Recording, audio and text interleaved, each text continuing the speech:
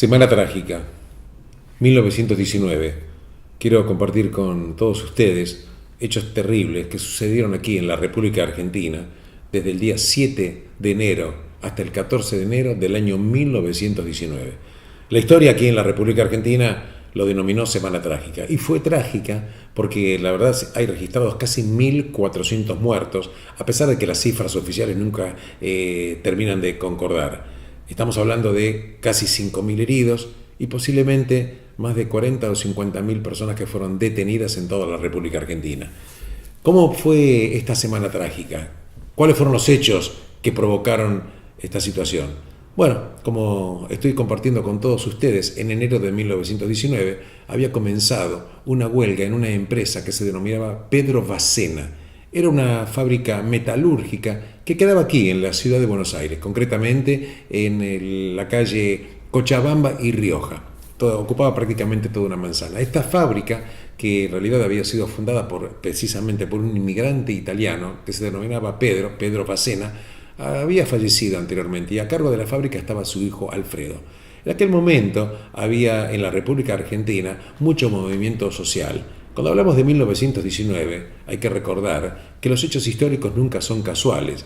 Tenemos que hablar de que la Gran Guerra, que así se denominó la Primera Guerra Mundial, termina en el año 1918, habiendo provocado en realidad en el mundo no solamente la devastación y la muerte, sino también muchísimos problemas y recesiones económicas. Problemas económicos que también sucedían aquí en la República Argentina. Cuando hablamos de 1919, hay que recordar que la revolución bolchevique fue en octubre de 1917, que derrocan a los zares de Rusia.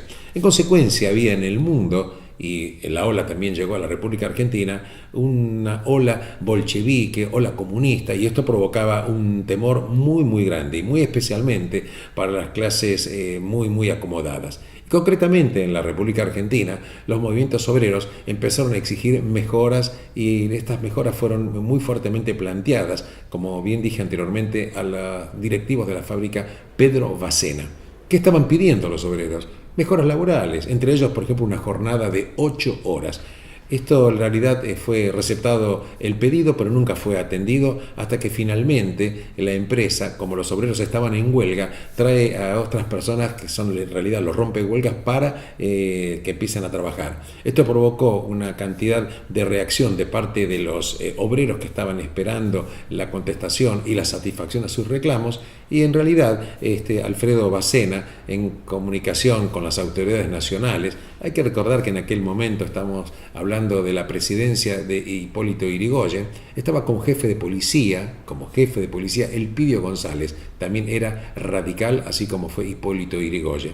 Finalmente, Hipólito Yrigoyen decide reprimir estos reclamos, denominando al general de Lepiane que se haga cargo de la represión, en conjunto también con la policía, aquí la Policía Federal y también los bomberos.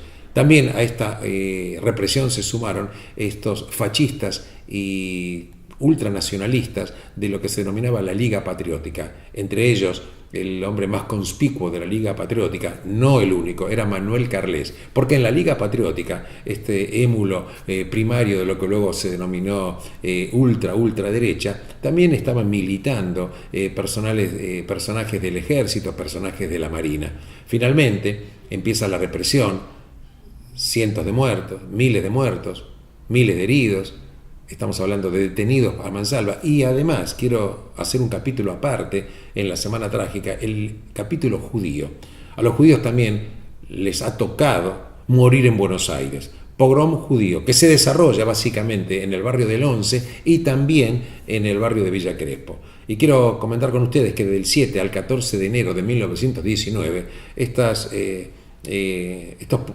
policías federales, protegiendo a estos grupos de choque, fachos, ultraderechistas de la Liga Patriótica, se dedicaron a romper, saquear negocios de los judíos, asesinar a los judíos, a arrastrarlos por la calle, así como me lo estás escuchando, morir en Buenos Aires, pogrom en la ciudad de Buenos Aires, pogrom que además existió también en el barrio de Villa Crespo. Esto, claro, parece ser algo que estoy compartiendo con todos ustedes, algo casi incomprensible, y quiero hablarlo porque la verdad que la historia da los hechos, expone los hechos, pero muchas veces por motivos diferentes, los poderes determinados no quieren sacar a la luz estos temas. Quiero comentar y hacer un hincapié muy particular el episodio que tuvo también por parte del Partido Radical. Una parte del Partido Radical estaba también infectado por fascistas y ultraderechistas, y a punto tal de que el Partido Radical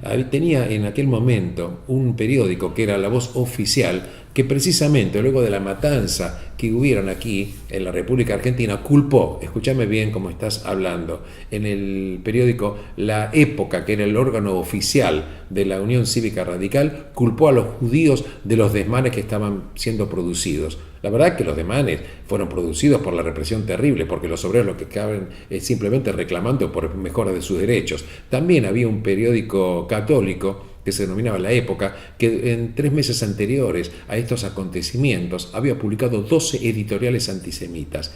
Quiero compartir con todos ustedes esta información y además quiero charlar con ustedes a testimonios.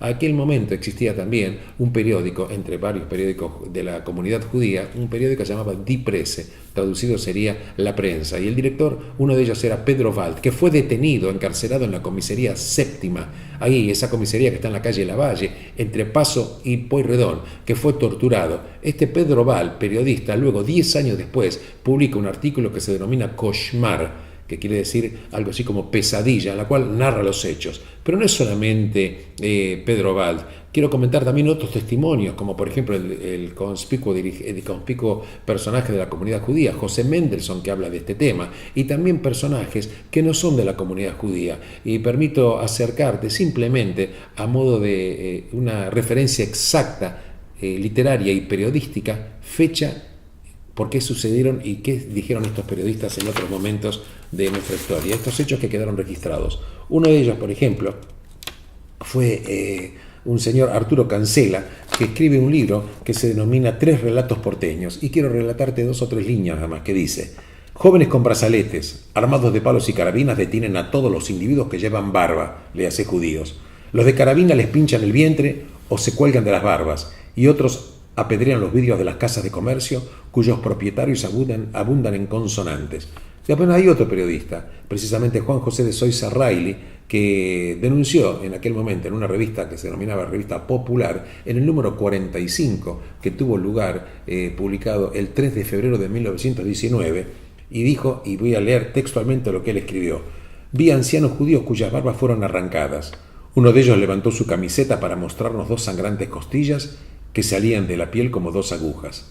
2 niñas de 14 o 15 años contaron llorando que habían perdido entre las fieras el tesoro santo, en una clara metáfora de la violación que habían sufrido. A una que se había resistido le partieron la mano derecha de un hachazo. He visto obreros judíos con ambas piernas en astillas, rotas a patadas contra el cordón de la vereda. Todo esto, claro, hecho por pistoleros llevando la bandera argentina. Sí, en la morgue más de 700 cadáveres de judíos estaban esperando, y esto es un tema que yo quería compartir absolutamente con todos ustedes. Elpidio González, radical, jefe de la Policía Federal. De Lepiane, el militar que fue encargado de la represión. También quería compartir con todos ustedes. El problema que tiene el ser humano es que primero empezó a dominar la tecnología antes que sus propios instintos. Y esto es lo que yo quiero compartir contigo. La verdad que si nada en la vida los seres humanos nos puede salvar de la muerte, quiero desear que por lo menos el amor entre los seres humanos nos pueda salvar de la vida.